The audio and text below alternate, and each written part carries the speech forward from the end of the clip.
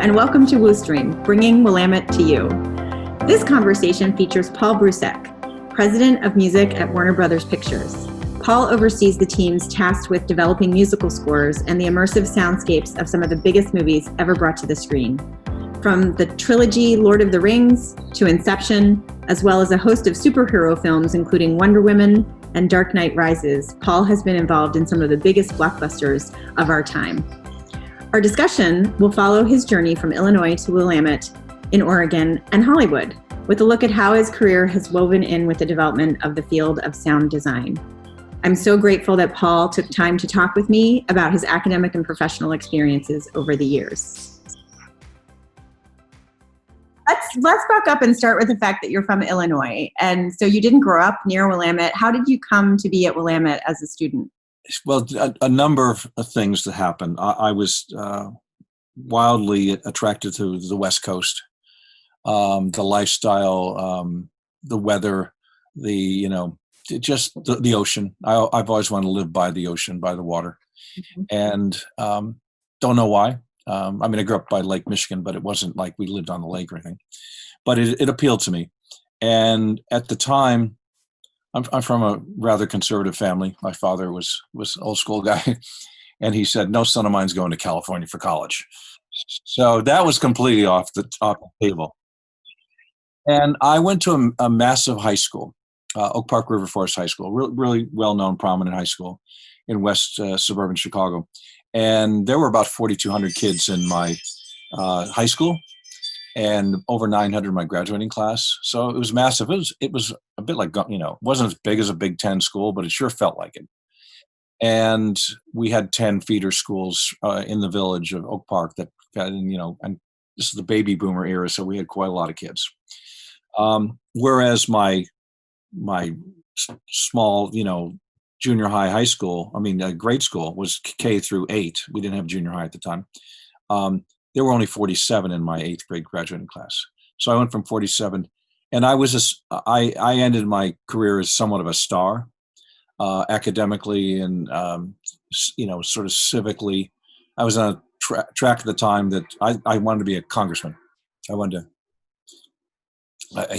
I think I watched Mr. Smith Goes to Washington too many times. I'm a big Jimmy Stewart fan. So that all changed when I fell in love with music. So by the time I had a great high school experience, I love where I grew up. I'm really glad I did, but I wanted something different. And we had high school counselors. We were all assigned we called them deans, but they were, what you think of as counselor. And when it came time, junior year and senior year to prep for, applying to and getting in school, I told her what I wanted. I told her I just didn't want to go to a big school. I wanted something small. I wanted a liberal arts college in a great setting. And she turned me on to Willamette. I knew nothing about it. I had a positive experience of Oregon being its beautiful green place with fir trees and by the ocean and, nicer weather, and it didn't have harsh winters and sub-zero climate. And that all sounded good to me. So I picked it contingent on, I made a trip my senior year in April. And I still remember the impression. The smells were so different. The vegetation, also the Boise. It was the company, the lumbering company. It's not Boise, Idaho, is it? Was it? There was a factory right by Boise something. It was a paper mill, and they used to let off their exhaust at night, and it stunk. So there was that mixed with just the great smells of Oregon, and I fell in love with it, and I'm so glad I did. It was a perfect fit for me because I was able to forge really nice relationships, close relationships with a small group of people.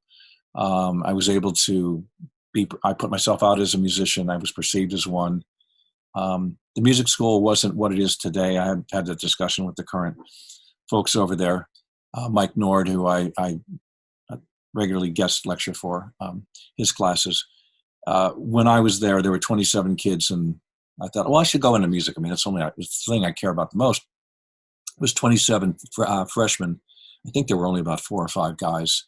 And at the time, there were school programs in public schools and in primary grades and junior high and high school. And so it was really geared towards music education. And by the time I got there, even though I had been involved with music, both in vocal music and choirs, all city choir in Chicago, and church choirs and madrigals in high school, and I sang a lot from an age of about 7 to 18. And even though I did that, I had become I played piano, but I became more of an ear musician and not, my reading skills were not great. And so I withdrew from music school because I realized I had a lot of catch up to do. And I think I was encouraged to withdraw from music school. It's fine. I've gotten over it. And so then I really got my core classes and really took advantage of all the great courses that I could take in liberal arts education, whether it be history, which is something I love, or literature is something I love, or I remember one of my favorite classes was comparative religions. And don't remember the professor's name. He was a lovely guy. He knew his stuff, and he really, that was a great class. Poli-sci was a great class. I still have that book. I cherish it because I learned so much about all the great political philosophers. And I still had a little bit of the Jimmy Stewart want to be a congressman thing left over. So curiosity. So I had a great experience. My freshman year, I was in Lausanne Hall on the second floor, the biggest room in the, sorry, kill that call.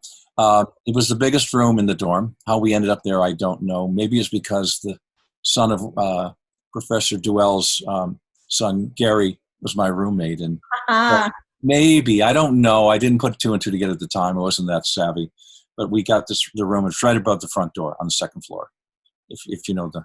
I do. It's nice and big and wide. So, and I had my music gear there, and we were quite a social couple of roommates. So we made a lot of friends. And a lot of my friends out of that period pledged fraternities. I didn't. But it ended up that my core friends all pledged Sigma Chi. So I wasn't sure I was going to come back the second year. But, I did. I went home not sure, and then I came back. And so I didn't have a place to stay. I hadn't put in for a dorm. So my friends said, we have extra room. We could use the income. You want to? So I lived in the Sigma Chi house as an independent. I had the best of both worlds. And some of the older guys resented me a little bit because I had it all. And I really enjoyed the fact that I, got to experience the Greek life without being a Greek. So I had a great run at Willamette. I think the thing that you grow up, there's so much growth that happens at 17, 18, 19. You think you know yourself and you think you're ready to go out in the world. And then you realize I'm not there yet, but you focus, you narrow your focus. At least that's what happened for me. And I realized a few things. I was a big city kid. I missed my musician friends and the bands I'd been in, and the group. I grew up in a particular area that seemed to have a lot of musicians, and so I missed that, and I missed the big city, and I wanted a media arts kind of education.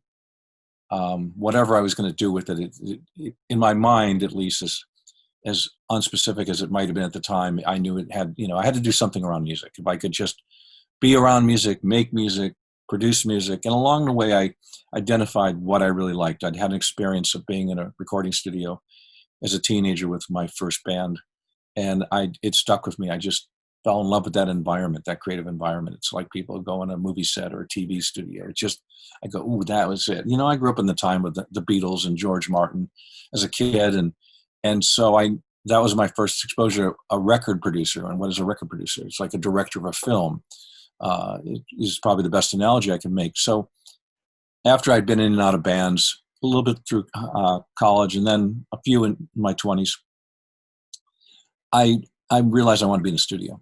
That was the environment. Whether it was involving, an orchestra playing all in real time and capturing a real performance, or creating a performance one track at a time, and everything, every hybrid in between. I just wanted to be around it. So in order to become a producer, I found my way into working starting as a janitor in a major recording studio in LA. I'd done some work in San Francisco where I first landed after graduating. I just fell in love with it. They said, you got to start as a janitor. I said, no problem. And within 6 months I was on a remote. We had mobile recording trucks that were recording studios on wheels. And I was at the Forum in LA recording 4 nights of the Eagles on the long run tour. So, as an assistant, I wasn't the main, but I mean, I've always tried, my philosophy is that, my wife's put it well, and I'll see if I can translate it. Hers is a little more crude. Better to fetch coffee for a genius than to be a vice president to an idiot. Yeah, well, finding the company or the field you want to be in, and starting at the inside, at the bottom of the company to learn from the ground up and sort of earn your way into the position you really want makes a ton of sense. It makes it just sounds so, quaint and archaic, but when I grew up, the record album was everything, 12 by 12, and you had a big cover and you had credits on the inside sleeve, and I was, as the Brits call it, train spotting. I could tell you who played bass on the third track of Jackson Browne's album, or whatever, and I particularly noticed who the engineers were and where the albums were recorded and mixed, the ones that I liked. And so there was a short list when I got to LA to apply, and Record Plant Studios was at the top of the list. And I knew somebody who worked there. So I got an interview, and the boss, Chris Stone, one of the founders, a true mentor of mine, said, you're too qualified. You're overqualified, but I can't just start you at where you should be, because you'll be resented. It was very much like the Greek system, where you pledged and you got hazed, And if you proved that you couldn't handle it and you couldn't shut up and listen, or the clients didn't like you, you were out. It's very much a customer service business. And when you're on a session as the staff assistant, you're kind of the technical concierge. You get there before everybody, you make sure everything's set up. You take the tapes in those days, or these days it'd be hard drives. You get the session all set. You get the board set for the engineer, who's a freelance guy, comes in, and the band, and you make sure that food's ordered and pass the menus around and get the runners and the janitors to go get the food. All that stuff. But if you are willing to sit in the back of the room, do your job better than not, be helpful, anticipate things, all that kind of stuff that, and didn't have to, no one was asking me for my opinion in the early days. And I was fine because I was still forming my opinions. So I'm sorry that in various fields, I'm sorry that doesn't exist as much as it used to. I mean, now they're paid internships. Right. But it was almost like an apprenticeship, a form of an apprenticeship that you did. Exactly. You know what they do in the trades, they, not so much now, but in the UK, where I've spent a lot of time living and working in the last couple of decades, kids test out at 15, 16, and they either go on to higher education university, or they go out in the trades. But it was set up that way, so you could become a printer's apprentice at 15 or 16, and have a major job by the time you're 20, 21. So that was my path, and it just sort of worked out. But it wasn't. I thought it was going to be solely music and music recordings. And I loved films, and that was something I grew up with. In the 70s, when I was really coming of age, my friends, we bought records, we went to concerts, we went to movies, and we hung out. Those are the things that we did. And I loved movies, and it was the end of the 70s. I mean, the 70s was great. It was the next generation of filmmakers, the Coppolas and the Spielbergs and the Scorsese's and the Ciminos, and the list goes on. So it was really a new golden age of filmmakers and directors as rock stars. And am I correct that the first film you worked on was Apocalypse Now? That is correct. Yes, I jumped that story in San Francisco, but I had already worked in a smaller studio, run literally by a couple of hippies. And they, for very little money, it was like a paid internship. I booked the studio and kind of kept it running. I didn't have a business education formally, but I've always wanted to either own my own business or run something, Did you know when you were doing it, when you were part of that project, did you know what an extraordinary project it was? I did. Yeah, I did. I was pinching myself that I actually got that job because I assisted. There were a team of us. We were called the assistants in a film mix. Our in the back room loading up again, it was analog tape. It was the end of that era into the digital era. So we're loading 35 millimeter mag, this thick with sprockets on it, like film, onto playback machines that are all tied together into a recorder. And then we give control to the engineers who are in the studio. So I worked for, among other people, Walter Murch, who's anybody who's a film student or film sound knows the name very well. He's legendary. He's a visionary. He was the first person that got accredited as a sound designer on The Conversation in 1973 with Gene Hackman. It's a wonderful piece of filmmaking, and when you think about it, it's almost 50 years old. Walter was also a picture editor and sound mixer. He was a trifecta of brilliance and very professorial, and a man of few words. And you could sit we'd loaded the machine, and maybe we're working on an effect sequence, and a battle scene, and for 3 hours just be single fires, because you're putting all that stuff in. There's a little bit of sound that maybe you're able to preserve, but you're basically building it all like a recording, one track at a time. So I'd sit in there and sit in the back, say nothing for 3 hours. He'd say nothing, and then he'd want to take a break and kind of push his chair back and he runs. And I don't even think he said anything. It was just like, you can ask me questions now.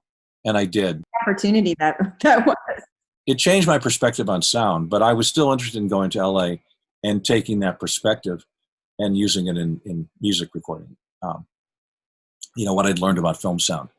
Lo and behold, I get to LA, and this is 1980, early 80s, and Hollywood has discovered that my generation, the baby boomers, loved their music in Hollywood films. This was a few years after Saturday Night Fever, and now there were all these musical projects. So I was at the studio, either worked on, or I was at the record plant when we worked on Blues Brothers, Spinal Tap, Festival Whorehouse in Texas, Jazzing with Neil Diamond, Yentl with Barbra Streisand. And then we started doing scoring sessions with that's where the musicians or the orchestra comes in and plays music written by a film composer, and we played up in synchronization up against the picture. And at that time we were projecting film, and we recorded, and then it's edited and dubbed into the film. So I was one of the guys, I had the most film experience. No, my contemporaries have never handled a roll of 35 millimeter mag with sprockets in it. So I was put on these film projects. And when you do something over and over, either you fail at it miserably or you get better at it. Then you build up your credits, and then people ask for you, and then pretty soon you find your whole trajectory going into film. But the thing that's not obvious is that when you work and to this day it happens when we go to Capitol Records or our scoring stage at Warner Brothers, the Eastwood stage, or Abbey Road in London, etc. The guys that work on the film almost never see the film that they're working on. It's not like you sit them down and you show them the film. We just come in and we record out of order for the most part. So you're seeing, and very, very infrequently do you turn the dialogue up. It's only if you want to check and see if if there's too much, if it's the dynamics, the shape is wrong, it's going to swallow the dialogue up. But most of the time you're not listening to dialogue. So you're working on a film out of order that you haven't seen, and you don't hear much of any dialogue. So, you get pretty pictures and images and looks nice and music sounds great. That's all good. So it wasn't like I was, becoming a genius at film music. I was around it and the technology involved with capturing it, but not necessarily the artistry and the conceptual aspect of it, and the craft. In that sense, a friend of mine who I met one of my first friends I made in LA, he was had been an undergraduate at USC Film School here in Southern California, and we became friends. And then he became an apprentice picture editor, and he still is. His name's John Pohl, and he cuts all of Jay Roach's films, most recent one being Bombshell and Austin Powers and all this stuff. So, and John's still one of my best friends, but I don't know what the situation is. I don't remember the details about who sponsored it, but he said, "Hey, there's a seminar, there's a talk at someplace. It could have been at USC about film music. I was thinking of going. You want to go with me?" And I said, "Sure." It was Saturday, I had the day off. We went down. But I remember distinctly, there was a panel, and on the panel was David Putnam, who's a Brit. He was the only Brit who ran a Hollywood film studio, Columbia Pictures, in the 80s. And he had also been a very successful British film producer and produced, among other things, Chariots of Fire. So an iconic piece of filmmaking, both in style and music. And my favorite film soundtrack maybe ever. Is it really? Yeah. So Vangelis, Greek composer, who put out albums, but also was hired to be the film composer on this, had an iconic scene with a race in slow motion and this music that da da da da. So everybody knew this. I mean, any film buff had seen this film at least once, and it was one of those first films that people wanted to see more than once. They didn't go back to the theater. So I loved the film. I'm with you. It was I bought the soundtrack. I loved it. So it's very fortuitous that was an example that they used because David Putnam had been a producer on it, and it was an illustration of how important the marriage of music, score, and picture is. So they played that iconic sequence with that slowed down, altered frame rate of the running sequence, the big race, and they played it without any music. Wow. And it was really interesting. I mean, visually it was what it was, but you realized, it's great visually, but it's the marriage of that and the music. Then for illustrated purposes, they played the same sequence with purposely the wrong music, like horribly wrong music. I don't know what it was. It might have been, Looney Tunes or something, it was just wah, wah. It was, and you go, oh man, that just does not work. And then of course the kicker was they played the right music with the right sequence. And I state this with only a slight bit of, exaggeration. It was a moment of epiphany. When I had, those conversations you have with yourself, when you have an aha moment. And I went to myself, I said, oh, I get this. I get this. And it wasn't until I still continued to work in the recorded music field and with a technology company in the late 80s. But my friend John Pohl then, with another one of his alums from USC, had a TV show and asked me if I wanted to be a music supervisor. Luckily, I had come across music supervisors at the record plant, so I had some idea of it. When I first heard the term, I thought, it sounds like a factory job where you have a clipboard. You check off, did you make enough widgets today? But it was, it was working with the composer, working with finding songs to license and put in the show. And it was a high school show set in a school newspaper. This is like the end of the 80s. So, CNN has already been, global news networks already established itself, and video journalism has established itself as a concept. In this show, it's an hour drama on CBS called TV 101. And the teacher who had been on the school newspaper comes back. He had been out in the field as a video journalist, and he's now in his early 30s. He comes back, takes over the school newspaper, but instead of a school newspaper, then he gives the kids video cameras. And they chronicle the life of, of high school life through video. It's a great concept. It was a great concept. It didn't get the ratings, and so we only had a season on. But it was Matt LeBlanc's first series, Terry Polo, a few other, Sarah Dash, a few other, actors and actresses that went on and did things. But out of that, the company that produced the show, and I met my future business partner, music supervisor partner, a guy named Evian Klein, whose company is HBO's music department now. So he got HBO, I got Warner Brothers. I mean, it's a longer story than that.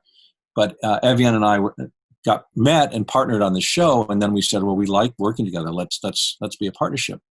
And the guys that ran the studio called us, and they called us boys at the time, so we were fun. It's good. It's we're young and ready for action. And they said, well, we got a pilot we're working on, and it's set in Southern California lifestyle, and it's going to have a lot of music in it, and we'd like you to work on it. We think you did a really good job on TV 101. And it was Baywatch. Wow. So it really launched our brand and our company, and then we were a high demand, and so we were doing a lot of TV in the early. And TV is different from doing features because it's a short production cycle. I liken it to 50-meter dash, 50-yard dash, or 100-yard dash. I mean, it's you're in, you're out. Whereas feature film work as a music supervisor is it's like a marathon. It's like 26 miles. And literally, you can pitch a song for a sequence, and a director will live it and like it, and you've cleared it, you know what you'll have to pay for it if you use it. And 3 months later, the director goes, I think we can do better. Meanwhile, the TV show that started at the same time that you did is probably on the air with episode 4, and they've licensed about 15 songs. But I'm really glad that I did it because we developed our muscle and we developed our relationships, and we were youth-oriented shows, so we were in demand. All the record companies and the music publishing companies became our friends because we were buyers and we were consuming a lot of music. So many of those relationships that started then last to this day, and so many, we've grown up in the industry together, and it's great. And by 1996, I was approached by Toby Emmerich, who's head of Warner Brothers Studios now, but was head of music at New Line Cinema. And he said, I didn't really know Toby. I'd met him somewhat casually a couple times. And he said, I've been asking around, your name keeps coming up. Why don't you come in and have a meeting with me? And he convinced me to come in-house, which is something I wanted to do because I wanted to see the inside of the machinery. I'd worked for studios, all the major studios, but I didn't know, maybe I wanted to be a film producer specializing in music, style films, of which I worked on a lot, but not as a producer, as an executive. So I took I thought it was the right time for me to do that. So I've been basically in-house at what was Time Warner and now is Warner Media since 1996. First at New Line and now at Warner Brothers for about 11 years. Toby, I didn't realize, had aspirations to not just run the music department, to run the whole damn studio. He was a not so closeted screenwriter. Wrote a number of screenplays and had one of his films made at New Line in around 2000 called Frequency with Dennis Quaid, and a really good movie, time travel movie if you like time travel. So Toby ascended the throne to be the head of New Line Pictures in 2001, and I remember him calling me up. He said, "You can't say anything, but the department's yours." And it was right as we had started Lord of the Rings. So I am very fortunate to say I'm the only person at New Line, old or new, that has worked on every Lord of the Rings and or Hobbit film with Peter Jackson and Fran Walsh's partner. I met them in 2008 when, at the time, another studio had decided that was too expensive and they were only going to be 2 films for the trilogy. And the founder of New Line is one of those things that goes down. It's going down in movie history. He said, "Why are you only making 2 movies? I thought it was a trilogy." And the rest is history. So we made 3 films, and I was executive producer, music producer with Peter and Fran on all 3 films. And Howard Shore was not the logical person. It was more like, well, let's get John Williams or let's get James Horner or something. But they wanted an original voice, and we found in Howard an incredible, voice. And it was so massive. We produced over 14 hours worth of original score, because we did extended cut DVDs that had, anywhere between an hour and 15 plus minutes of music. And we didn't just repurpose stuff that we'd already recorded. We recorded fresh music like it was a film. So I'm pretty sure that I will go to the grave having overseen the most expensive and extensive film music project score in the history of cinema. But one that pleased very loyal and possibly irate group of fans who could have hated the movies but loved them. They could have, and all kinds of new fans to that series of stories, and won Academy Awards. And I mean, it must have been such an amazing experience. It was, and it was really, Peter and Fran had he'd done a few small horror films in New Zealand. He'd done one Hollywood film called The Frighteners with Michael J. Fox in the late 90s. So it was a lot of people who had everything, they could lose everything, but they had everything to gain. And so there was a great spirit about it. And we were really a family and really a team. And I was able to spend a lot of time in New Zealand with them, which is a lovely place, lovely, country. I think everybody, it's not a big country. I think there's like 6 million people now. I think there were only 4 million. I don't know what the population is now, but let's say there was 4 million in the early 2000s. And no exaggeration, everybody in that country either worked on that film, knew somebody who worked on that film, or knew somebody who knew somebody who worked on it. I'm sure. And then, and pretty soon, as an Americans, particularly in Wellington, the capital where Peter's based, I'd hop in a taxi cab and they'd almost invariably ask, are you here working on Lord of the Rings? Right. If you were American and you were in New Zealand, that's what you were doing. Certainly in post-production, yeah. let me, I have a few sort of quick questions to ask you. One was, you almost answered it for me. I've been wondering, could good music save a bad film, or can the wrong music ruin a good film? And you sort of answered that with your Chariots of Fire illustration. The wrong music can clearly ruin a good film, but is it possible for extraordinary music, the right music, to lift up a screenplay or a performance or a... That's a good term. I would, you can't save a film with music. Believe me, I've had to try. And my theory with my team, they know that, I haven't said it lately, but, over the years I've said, look, they don't ask us which films to make.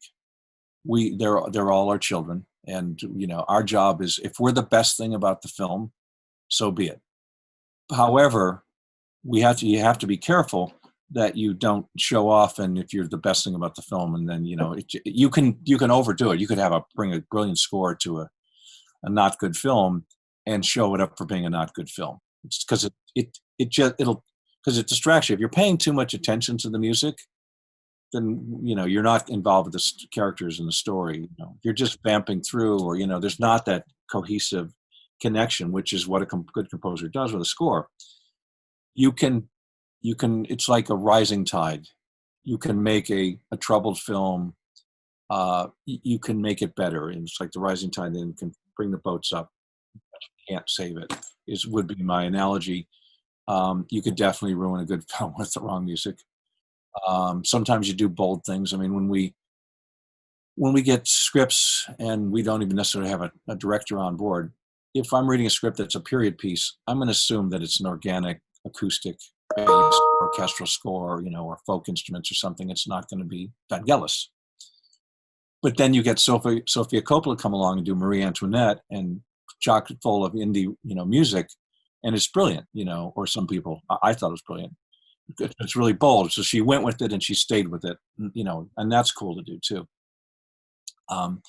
Or you can put really, one of the films that I'm actually quite proud of that I've worked closely on is a film called American History X, which is worth a watch now even more than when we made it 20 some years ago. And Edward Norton stars as the older brother of a young boy who gets involved with a neo-Nazi group. And there's some really rough scenes of violence in it, and brutality. And the director, commercial director from England named Tony Kaye, was quite iconoclastic, and I'd studied his stuff, and he liked the,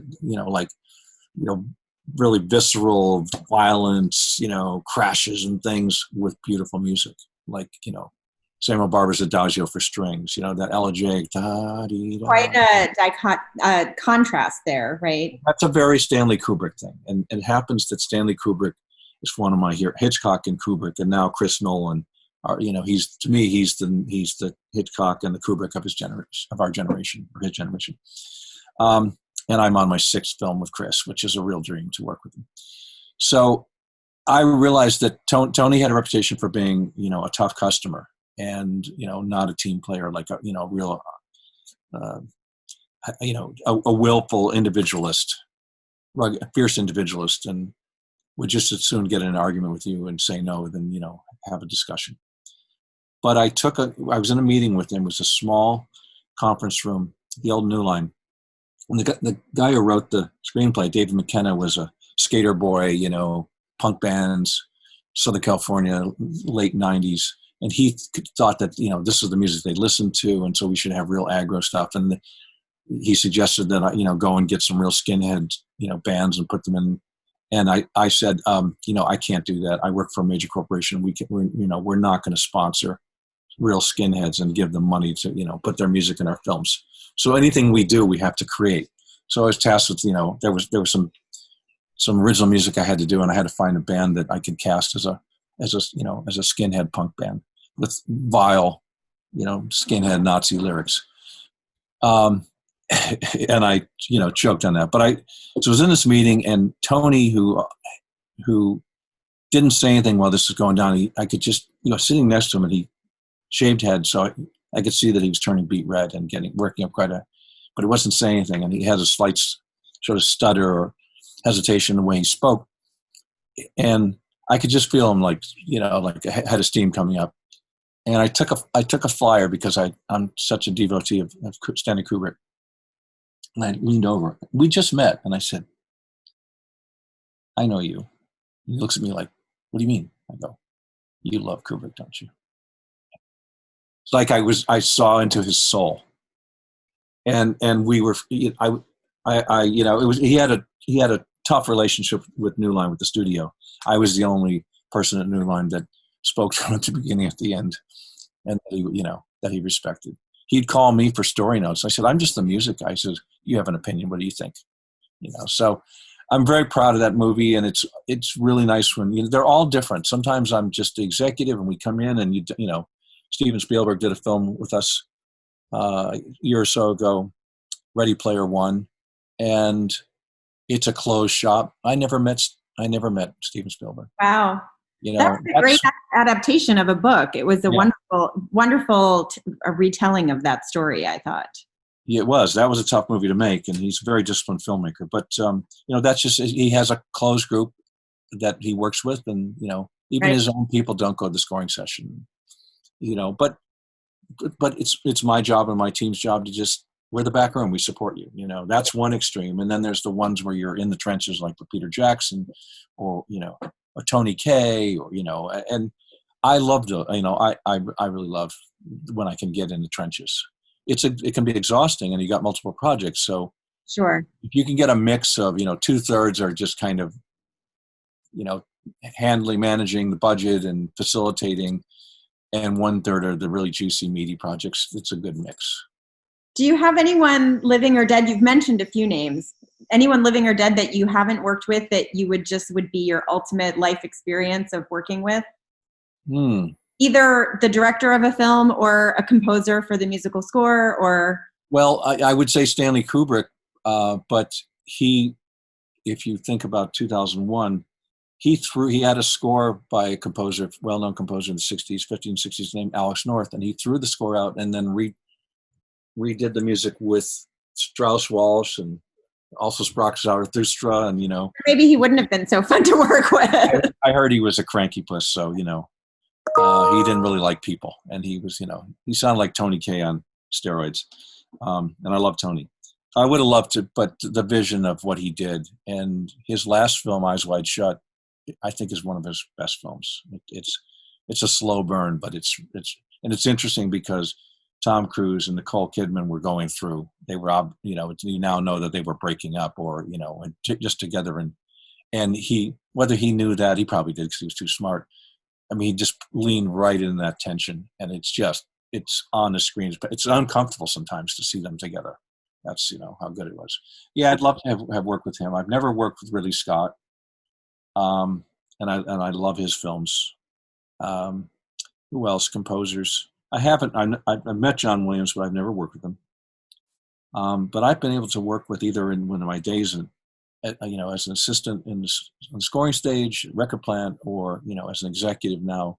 Years later, I worked with a tremendous group of people: Jerry Goldsmith, Lalo Schifrin, James Horner, James Newton Howard, Howard Shore, Hans Zimmer's, and I've been friends for almost 30 years. I work with him all the time. His guys, and Harry Gregson Williams, and Rupert Gregson Williams, and the list goes on, Daniel Pemberton. And one of the things, Alexandre Desplat, one of the things I'm proud about is that the right place, right time, I've been instrumental in starting a couple people's careers. I hired Alexandre Desplat for his first American film called Birth, with Nicole Kidman in 2004. I hired Ramin Djawadi, the Westworld Game of Thrones guy. He was a associate composer in Hans Zimmer's place, and I hired him for his first film under his own name. It was again around 2004. I guess that was a good year for me. I was feeling my oats coming off the Lord of the Rings, and I knew that I felt confident in my decisions to say, yeah, I think you can do this. And that does take, people will sometimes say, yeah, Hollywood, it's all based on lawyers, it's all, precedential. You got to have done the job to get the job. Well, how do you get the job if you haven't done the job? Well, I came to learn that is actually baked into a lot of decision making and precedent, because if people have done something before, then it's less a risk, and it's just a risk assessment kind of thing. It's real objective, and it's classic business school training. to break precedent, you're climbing out on your limb and you're saying, I know this person hasn't done this before, but I believe this is the right casting. And you can have moments of brilliance, but you have to develop your skill set and your confidence in your own, just, identification of talent and their abilities, and then get behind them and get under them and make sure that, it can be a lonely place to be a director. It can be a lonely place to be a composer. Because you're talking about ideas until you execute them, and then they're not always the same idea. One of the things that I talk about when I talk to classes and guest lecture, or I talk with my team, and as I train people, I said, you've got to be really good listeners. You've got to ask questions and get the heck out of the way, because people will to give you so many clues that you need to successfully manage through a project. And then to add to that explanation, I love Thanksgiving because it's non-denominational. It's just a time for the family to get together. And some years ago, a family member asked me, I know you're the head of music at New Line, but what do you actually do? And I just wasn't in the mood to talk about my work. I'm a pretty nice guy, but I was sort of flippant. I said, I manage expectations, yours, mine, and everybody else's, go away. And then I felt badly, like, oh, that was rude of you, Paul. You shouldn't have done that, but it stuck with me. And I thought, well, wait a second. I actually spoke a truth. That's exactly the key, a cornerstone of what we do, is that you have to manage expectations, because you're talking about ideas until there's something to look at, something to hear, something to watch, and you can think you're talking about the same thing, but if you don't, or you get people to commit to something, okay, let's have a plan. We can deviate from the plan, but we have to have a plan. It's not just, oh, what I feel like today. You just never get there. So try to get a decision and make sure that I'm talking about the same color blue, shade of blue that my director's talking about. It can happen that you're thinking royal blue and they're off in, midnight blue or turquoise, but you think you're talking about the same thing. Well, you're sort of like a translator, I would imagine, because the director, who is not necessarily a musician, has an idea about what he or she wants for the film from the musical score. And you're working with the musicians, trying to pull out of them and the sound engineers and the editors and all of that, to try to pull out of them what the director is hearing in his or her head that he's not capable of writing down. Because, and think about it, it's it's so abstract. Music. I had when I first got to Warner Brothers, say, very nicely say, after I was there for 6, 8, 9 months, how we doing? How you doing? Are we treating you well? You liking it here? I said, no. And I said, no, I'm very happy. I'm really glad I came here. And he said, you have a great job. And I didn't feign, sort of that, oh no, and I said, no, I know I do. I know I do. He said, and you know why? Because we know that music's so important. We have not a clue what you do. It's like a black art. Because it's hard to talk about music. It's, you can talk about how it makes you feel. You can talk about the result, the impact you want to have, but you can talk in theory, but that's not the same as talking about music. You're talking about, mechanics. You're not talking about music, pure music. I had a director I worked with twice. I won't say who it is, he or she, so I will hide behind a genderless story. But somebody who quite good with drama, all drama. Worked in television for a number of years, won a lot of Emmys for, and has directed Academy Award winning caliber actors and actresses. But I noticed when I first time I was going to work with this person that she had never hired the same composer twice for a film. And that's something that we do as our homework. Like, who do they work with?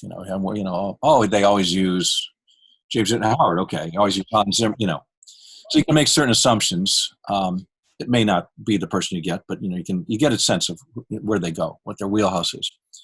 And this director, so I got to know him, and I really liked this person.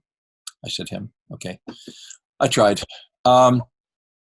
He struggled, and we had a tough time finishing the film and with the music and him explaining to the composer at the time, and a really top level composer. So about 6 or 7 years later, I'm the director's back, and I'm doing a second film. And now I'm aware, I still have that little scar tissue left for him as for me. And he started to go in that, like, what do you want to do with music this time? And he started to go into that panic mode. I could just see. And I finally said, look, let me speak frankly to you. You don't need to know a single Italian musical term. Dante, adagio, you don't know dynamic markings. You don't need to know a piccolo from a timpani. I said, are you an actor? I knew he wasn't. He said, are you an actor? And he goes, no, because I know him by then. And he goes, well, why are you asking me a stupid question? You know I'm not an actor. I said, yes. And yet you get Academy performances on Academy quality actors. And you're not an actor. You're the director. So what do? You tell them what you want from the scene, what you need from the scene. That's exactly the way you talk to your composer. You tell them what you need from the scene, what effect, how you want the audience to feel. It's their job to bring you choices. They may bring you choices that's spot on the first time. They may bring you something that's interesting, but you go, let's dig. You may have to dig a little deeper in certain spots that are troublesome, to find the right tonality, because there's a lot going on in a short period of time. You can't just throw the kitchen sink at it, because that doesn't work. So, and that seemed to help. And I remembered that, and I brought that up again. These are stories that are well worn when I speak to classes, because I think that they're discoveries that I've made along the way that could, if one of them is helpful to somebody in some situation, then I've done my job. That's what I say at the end of all these guest lectures. So if, you can't talk about music, you have to talk about what you want, what you want to achieve with the marriage of music and picture. That's great. Well, I could talk to you forever. I find your stories and your experience eminently fascinating, but as you know, I've prepared a little lightning round of questions to wrap up our interview. I had no idea. So I'm going to ask them to you. But first, before I do that, I have one more request, and that is, we talked about this before we started recording, but as you know, the tradition of Glee lived for a long time, thrived at Willamette for many years. And for those of you who don't know, classes in the undergraduate college competed in composing and performing original songs against each other. And my understanding was there were bets made before the performances about which class was going to win. And you were involved in Glee, and you even wrote some of the songs. And so I'm wondering if you could recall one of them and maybe sing us a chorus or something from your Glee performance. Well, a little bit. It has been a few years. Glee was great. I was dead in the water for starting, because there's who's still a good friend of mine here in LA. There's an alum named John West, incredible musician, singer, lead singer. I was actually in his band. We had like a Sly and the Family Stone band called the Together Troupe. John and two African American female singers, and then a backup band with horns, and I played keyboards. So I already knew that John taught me chords that I'd never played, so I could learn the songs that we were playing. No, play, So he was lapping me on a regular basis. But I was illogical. I was the class musician. I was, even though I wasn't in music school, if you wanted to find me, just go down in the basement of the music school. And I was in one of the practice rooms, was playing the piano. And I was massively into Elton John and learning all his stuff. So, and that was the era of the singer-songwriter. But John was just going to win. So there wasn't I didn't bet, because I didn't want to lose money. I didn't have money to lose. So I don't know who was winning what bets and who was making the bets, but I'll only take a decent bet, when I have some chance of winning. And I like the fact that you pointed out, thank you very much for sending me the links and the photos. And there's one of me with, not the biggest head of hair that I had, but I definitely had a large head of hair, and at the piano. I like seeing that. I don't remember having that photo. And but you did point out that we came in fourth. Sorry. There's only 4 classes. That's kind of mean, but enough time has passed. I'm really glad I did for it in your career, I think. Yeah, I did. You have, as I said before the call, you have to fail. You have to fall flat on your face to know what it feels like, and know that you don't want to do that again. And it wasn't the only time I failed. So, the first year, freshman year, so this is the spring of 1971. We did it in the spring. And one of my roommates from Lausanne, Mike Hauser, who only went to Willamette for the freshman year, he was from San Diego. Sadly, I've lost touch with him. Um, he, I was the Elton John, aspirational, and he was going to be Bernie Taupin, and so he gave me lyrics to write, and I thought, sure, why not? Because lyrics have always been hard for me to write when I was, trying to actively write. So it's called Sundown the Slides, about a sunset in, where in La Jolla, where he's from. Mm-hmm. And it had, da da da da da da da da da da da da da da da da do do do do do do do, and I don't remember the B section. And then it got to the big kind of Elton tone of chorus, like sundown the slides, sundown the slides. It was what I didn't realize in writing for like an untrained kind of wild and woolly group of, just freshmen who everybody class would volunteer and they'd show up, and you had, I don't know if we had 4 rehearsals or 2 or 6. But I was writing for thinking it was like Elton John was going to sing it. Well, try to get 60 people who aren't highly trained. And I wasn't trained I'd been in choirs, but I wasn't trained to conduct in choirs, and I didn't have the confidence to do the da da dee da dee da da, all that stuff. We got together at the same time. And so it was a bit messy. I have to say, it was a bit messy. I love that you remember it, though. I think that's I did hear it. And the next year I was on my own, and I wrote a song called Mirror. And I just remember the outro chorus had a very long repeated motif, kind of like Hey Jude, da da da dee. And I just remember that the outro chorus was, shines like the sun, giving joy to everyone. Ooh, it's the mirror of your heart or soul or something. And we just sang that in a round, and I had the women and the men and tried to get this. That was the best thing about the song. The rest of the song was just a device to get to that chorus. I wanted to write a chorus like that and have a group of people sing it. So fantastic. Well, for a Willamette alumni who might be watching this, you can get these things at these special collections on the Hatfield Library Archives, which is where I discovered these before I sent them to you. So is it online? Yep. The special collections, we've scanned as much as we have of the original Glee programs, and there's even some video, not high quality sometimes, but yeah, so it's pretty fun to walk through. We pressed, I believe they must have been 45s. We pressed records. Yep. And somewhere in my storage unit has my huge record collection, CD collection, vinyl tape, all the, analog tape recordings. I have my 45s. That's fantastic. So if you are missing the recordings of either of these 2 great songs, I will get them from you. I should have a version. That's great. I just have to start digging. Okay, well, let me do our lightning round, and then I will let you go. Okay. My first 2 questions I've stolen from James Lipton from Inside the Actor Studio, and that is, what sound or noise do you love? And what sound or noise do you hate? There's a lot of sounds I love, but I love the sound of a cello, a solo cello. I've come to learn a lot about it, and it's the male voice, it's the tenor baritone, and whenever I hear it, it's just whether it's Yo-Yo Ma or it's on a pop record, Alanis Morissette or something, it just, and it works really well with guitars for you aspiring musicians out there. Great. And what sound or noise do you hate?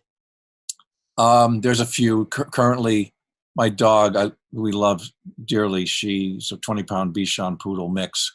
And when she gets so excited when she's going to go for a walk, and she's got a very strong bark for a small dog, and it hurts my ears. As a kid, what movie blew your mind? There were a few at different phases, and then it was off to the races. But as a kid, the first film I think that blew my mind was Ben-Hur. Mm. And there's a soundtrack. Yeah, great soundtrack and incredible. The chariot sequence, I watched it recently, and how they did that with very little visual effects. Those are stuntmen. And then found out later in life that somebody lost their life, when a stuntman lost their life in that chariot race, being run over by the horses and the chariots. Oh my goodness. It was and it was so well edited, and I was palpably just excited and as a boy, but also, nervous, and I at the time, I loved Charlton Heston.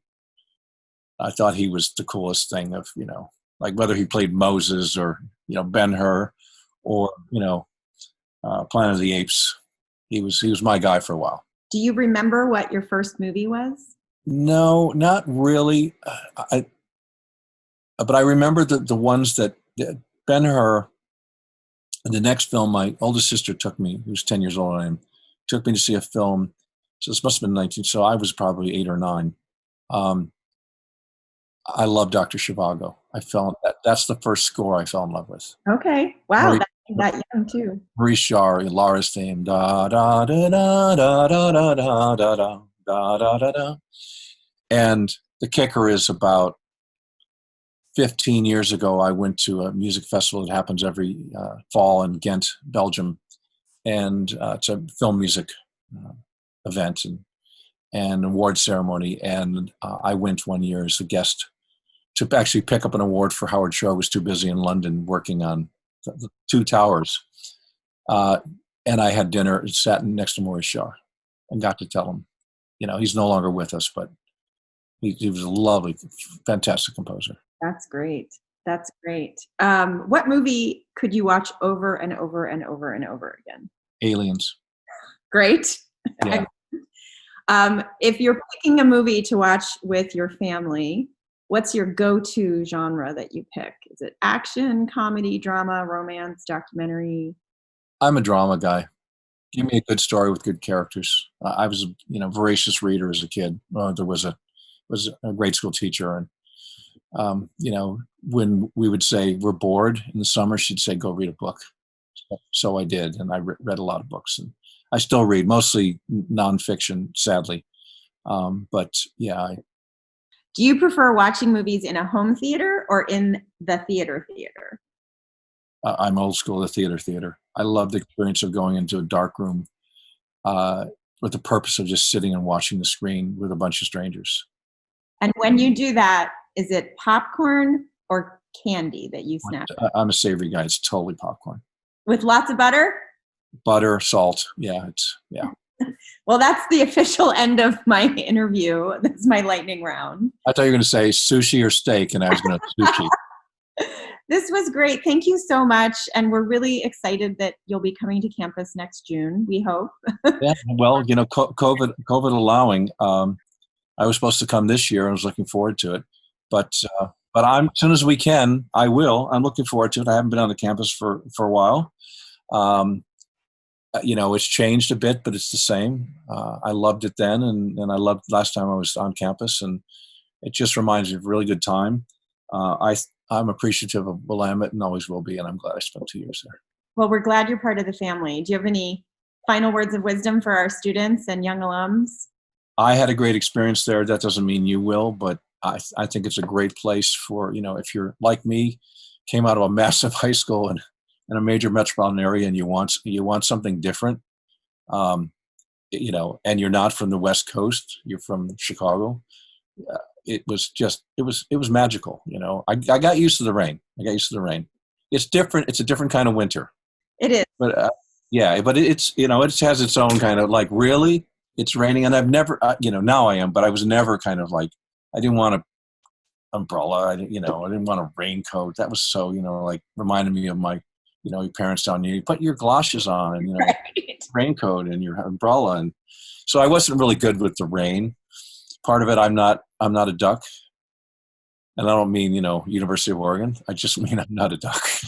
I come from the Northeast, and I find the rain here mild and misty as opposed to torrential and hard driving. Yeah, no, it's definitely like it's a great place to curl up with a good book in front of a fireplace. Exactly. It's wet, and I've done that, and I still do that, and I enjoy it.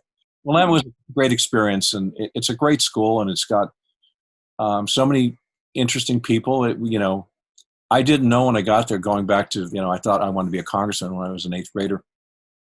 That it was a breeding ground for Oregon politicians with the state capitol right across the street. We still have many people, including the governor of Washington State and Senator Murkowski from Alaska and many others who go into politics, and lots of students who have internships there. But it's a place that I like the word magical. I find it that way too, and we're all excited to get back to campus so we can be together. And Oregon, for me, Oregon was magical. My work's here, so I'm probably here until I'm not. And I do love California, the whole damn state, all of it, and it's very diverse. But I love the whole West Coast. I love, the Northwest, Seattle, used to go up to Vancouver.